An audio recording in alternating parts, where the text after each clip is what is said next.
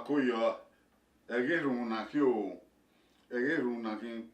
no yan salo ba no ri etinima ehunwe ni ma nana no ri yi ma hion no gi ga no kote e khore mare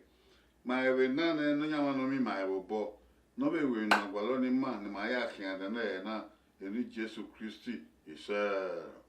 ebe oge na Bible oge na unwon pa uvien ihion okaiwe enonyama oma yo asake ugwe no ma vedi bawo runda o wi mamati nyaye no yo no fiangbe won na yimarion o ise uda ho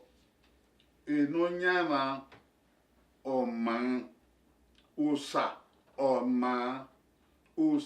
omagbe erinu onu edine o ewe evi kemi ya fe na di dege evi kemi ya fe na di mie iye kai osa mu dia yobe no ba eyin ma ni ma no ma ya ho ni ma ugbeso I can de kunyeso no ma kwa ugbeso I de kunyeso no ma gba ugbeso eyeso ebeti ma o iwonu yere we no man ogusalo gba ori yekai funda bo osamagbe osalo gba se ti sien egbe esien yo osalo gba no ma yo osalo gba no gba yo osalo gba no wan yo osalo gba no emi ya yo osalo gba no ti we mi ya osa sien egbe emi ya fe no ragbon oye ya wo se negbe no ma ya kin re mi we suria ni yawa ori ani so wa ma mi ri no ria o keke de ma we no ri ye kai ma de ri no osusu yi ma la o keke de ma we ri no ni demu ori ye kai ma mi o ma de ri no re biebi o keke de ma bu ru para we ra o la diabo na ga de ri enyo paro no salo ba ha kwe no sunu gi ma vede na etien bo ne ya di ma la dia o ma e o sakin o sa o ma gbe e no ta ye be oge na ohun pa o vi hin ona oge de no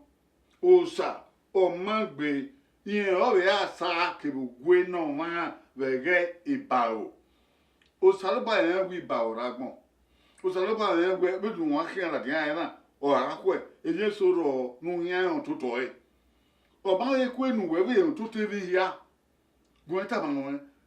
mi ya ragbon keke ni ma on toto e ma on toto bi ya odo ye we na mi we i ma ije bo osalo bo pa yan mi ya on toto mi ya ekeni mama dege ma imu dia ko e no rie mama emi ni mama ma imu dia ko e no ran to e mama emi mu izion wagbon oragbon na obo salobo oye ebe romans won pa wa tie no tu won enu ya fe o ka ma we o salobo ri gbe do ma wo Jesu Christi e Jesu won gbagbe na bi din o salobo keri mama e no ye dagbe Jesu kwara o to se ge be rio ona ye na gbe yo gbere ona ye na gbon ruwe bebi ona ye be eruan gbe aru we bebi we osalobo aya we magbon umuri onya we o ga ran ri nu dege o ga ran wa uru dege o aruru pa yo nu ya dewode na erunwe o enu dege o vion go sa be no ran nu ese e wa lele oye ka ga re o atubo e ran ma won no nya wa salobo awan uwe se e magbon mama se tin vasae ilawa gbon o we gbegbe ilawa gbon o tangbe ma be en we mu dia kewon we agbon logo o to tiri o mu dia kewon kege ma ya gwa li yo bod ma ya gwa le ototo mi la ho nu di uru pare na ya dere la ho nu ri enwa re na ya on la nu su ma bod ma be kina dere we bo yo bo we da ma yo e gi ma pe ge ba gbon e gi ma kian fie pe e gi ma kian fie ologo wa la ho Mima fan au évident. Maintenant, n'a venu Jésus Christ, nous vieux salobois et sœurs.